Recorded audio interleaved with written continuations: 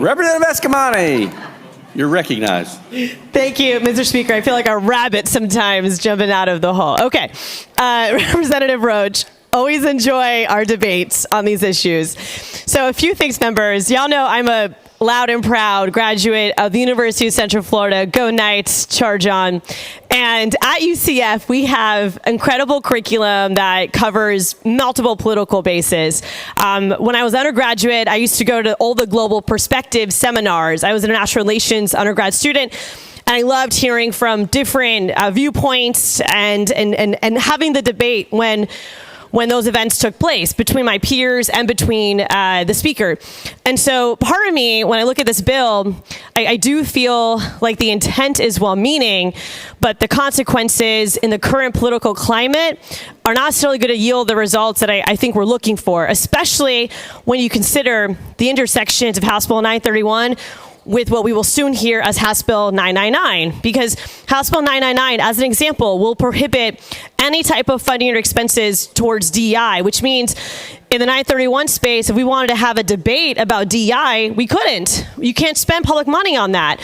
And so I am concerned about just what seem like conflicting political and policy agendas, that at the aftermath, we're going to have a policy proposal that not only has a pretty huge fiscal on it, with no cap on who's invited to speak to your college campus or not, but it also creates an environment where not every topic would be freely accessible to debate, that we're going to censor the topics of discussion based on what this legislature deems to be, quote, widely held views. And that's my other concern, is that we don't define what a widely held view is.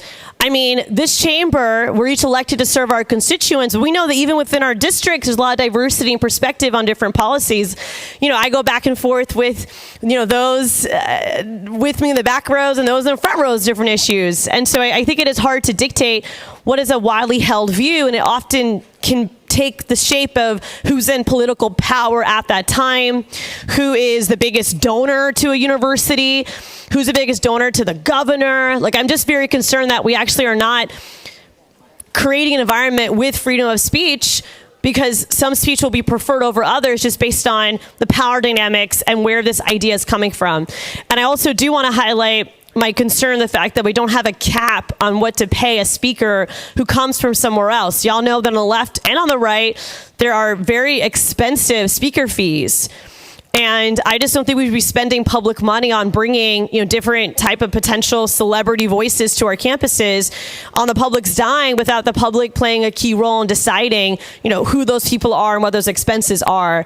And so with that said, I would encourage folks to, if you haven't been to your local college campus, check it out. There's so many great conversations, debate, dialogue already happening. And this really does seem like an effort to put the legislature's preference into the academia, which again impacts accreditation, because we're not supposed to put political orthodoxy into a collegial environment. Thank you, Mr. Speaker.